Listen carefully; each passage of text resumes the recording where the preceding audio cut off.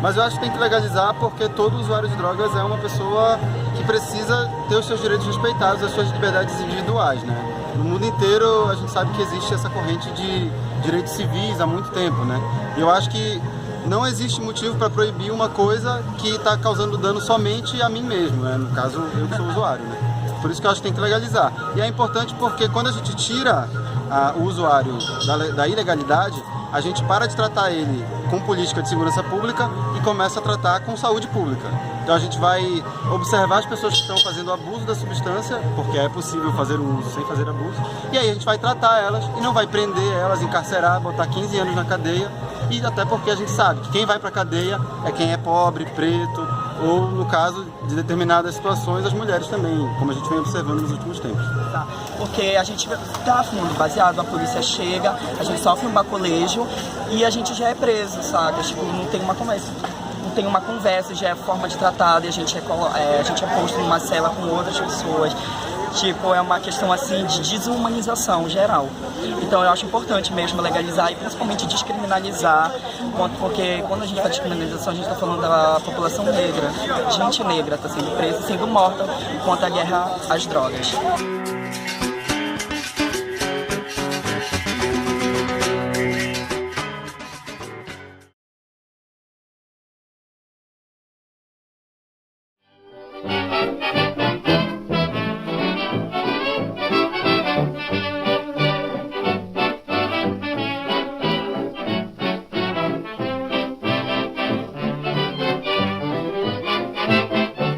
O suposto propósito da chamada Lei Seca era de proteger a população dos efeitos do consumo de álcool, por meio do bloqueio ao acesso a essa substância. Mesmo com o produto proibido, os americanos continuaram comprando bebidas alcoólicas, mas passaram a adquiri-las através do comércio ilegal, sem um controle de qualidade, o que prejudicaria ainda mais a saúde daqueles que faziam consumo do álcool. Além disso, por incentivar o comércio ilegal, a Lei Seca também provocou a disseminação do crime organizado e de mafiosos como Al Capone. A importância de citar a proibição do álcool na década de 20 está na exemplificação de que a demanda por drogas não diminui por meio da ilegalidade. O que a ilegalidade proporciona, na verdade, é que os meios para suprir essa demanda sejam alcançados através de vias ilegais, fomentando o tráfico. Assim como a Lei Seca, a guerra às drogas falhou drasticamente na missão de acabar com o consumo e o comércio. Além de que, a população está tendo acesso a substâncias com qualidade duvidosa, na maioria dos casos contendo várias impurezas.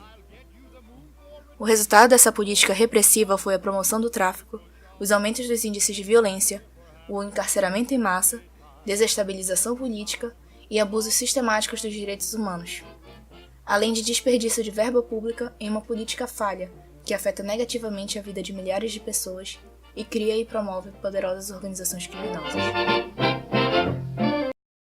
Então, a saúde pública ser um caso de polícia não é novidade.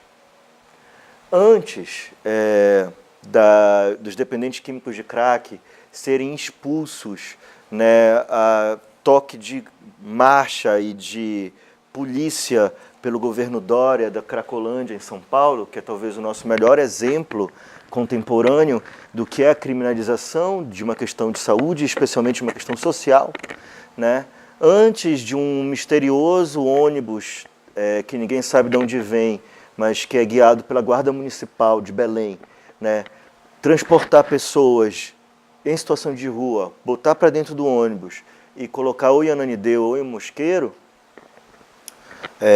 antes dessas políticas contemporâneas de criminalização da dependência química, do sofrimento, da miséria, porque é isso, você criminaliza a miséria, né?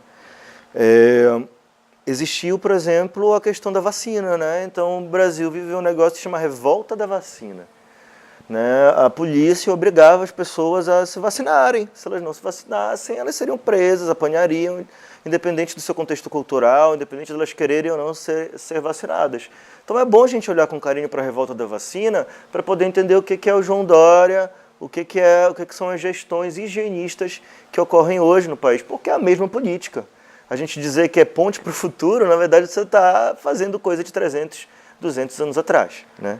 Então, a criminalização da dependência química é um dos braços do biopoder que a gente já conversou anteriormente, e que produz esse controle de determinadas populações. Essas são as consequências. Controle de determinadas populações, criminalização de determinados modos de ser, de culturas, controle dos espaços de poder. Essas são as consequências. Qual a principal repercussão hoje que nós temos no Brasil da criminalização de determinadas drogas? O genocídio da juventude negra, que está expresso em indicadores absolutamente claros. Existem relatórios muito bem fundamentados no Brasil falando do genocídio da população negra, das consequências do encarceramento em massa. O Brasil tem de conviver com uma das maiores populações prisionais do mundo por conta da criminalização.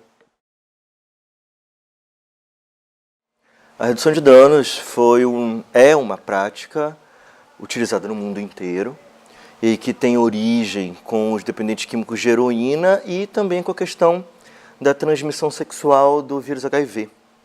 Então, ela surgiu nessa coisa de evitar o compartilhamento de seringas, né, de distribuição de seringas e camisinhas, etc. e tal, para evitar a propagação tanto de DSTs quanto de tuberculose, né, quanto de outras questões que são muito graves, assim. E a redução de danos se mostrou uma política eficaz na medida em que ela não criminaliza o usuário. Ela entende a dependência química como um fenômeno da desigualdade, da inequidade social e procura, então, produzir os vínculos de vida, né, e de produção de intensidade vital que fazem com que a pessoa atravesse e entenda melhor a questão da dependência química, não tentando produzir a abstinência. Porque a pergunta que nós devemos nos fazer é quando nós tentamos alguma vez na nossa vida parar algo que nós gostamos muito e que é proibido e que a gente sabe que não faz bem, quantas vezes a gente conseguiu de fato parar com isso? E que desejo é esse que fala ao nosso ouvido, no fundo do nosso ouvido, de o tempo inteiro retomar as coisas que nos produzem prazer, alegria, euforia. Porque a gente usa e abusa de drogas, todos nós. Álcool, internet, açúcar industrializado, conservantes industriais, café, tabaco, cocaína, heroína, jogo, violência. Tudo aí passa pelo mesmo mecanismo de prazer, de euforia. Então, de que modo a gente consegue produzir outros estados anímicos, outros estados eufóricos? Como é que a gente consegue lidar melhor com o nosso prazer? A redução de danos é uma política e um modo de cuidado que se debruça sobre isso. E que vai não normalizar e normatizar os modos de ser das pessoas. Por exemplo, dizendo que você não deve usar tal coisa, que você não pode usar shampoo para cabelo de tal coisa e você não pode usar roupa de cor tal. Porque assim você vai ficar bem. Ela vai compreender a sua necessidade de usar roupa de tal modo ou de usar determinada substância, entendeu? E vai tentar, na tua forma, no teu modo de agir, de ser, minimizar os danos ao corpo, potencializar a tua vida. Então a redução de danos ela vai então ao encontro do desejo.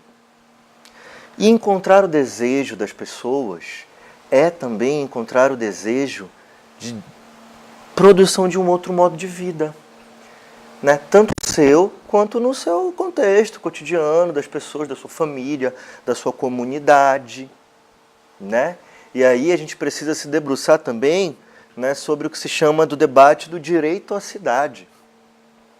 Entender que as cidades são construções humanas, como diz o David Harvey, geógrafo inglês, né? As cidades são construções humanas, elas não são naturais. A periferia que cerca o meu condomínio fechado, nem o condomínio fechado, nem a periferia são naturais. Não foi a natureza que produziu, fomos nós. E por conta disso nós podemos transformar isso, né? Então, encontrar cidades, né, produzir cidades, criar cidades capazes de acolher as pessoas nas suas diferenças. Isso é possível. É preciso discutir o direito à cidade. Esses debates todos sobre mobilidade urbana, né, movimento passe livre, Enfim, tantos debates que tem, né, na pluralidade aí, são debates que estão atravessados pelo direito à cidade. A intervenção militar no Rio de Janeiro, que estão ensaiando fazer aqui em Belém, é um debate sobre direito à cidade.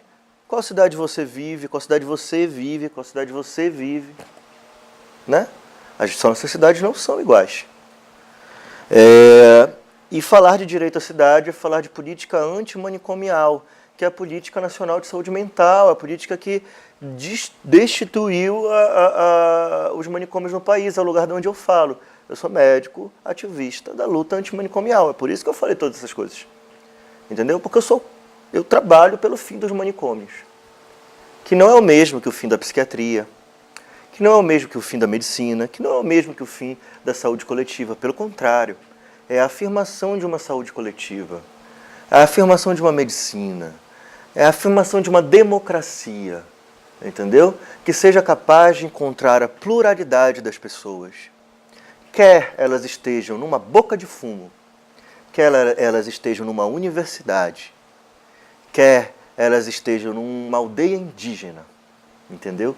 E não operar sobre elas medidas de controle que remetem a 300 anos, a 200 anos, a, infelizmente, 70, 50 anos dos campos de concentração nazistas e da vida nua, que está presente nas esquinas de Belém. A diferenciação das consequências do uso, das consequências da criminalização, é de suma importância para que possamos entender o debate sobre como funcionam as políticas de drogas para o usuário.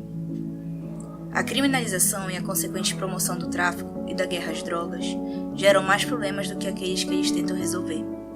A descriminalização das drogas, em conjunto com uma política de cuidado, por meio da redução de danos, que não afaste o usuário e que garanta sua segurança e saúde, são necessárias para trabalharmos essa problemática sobre um viés mais humano e eficaz.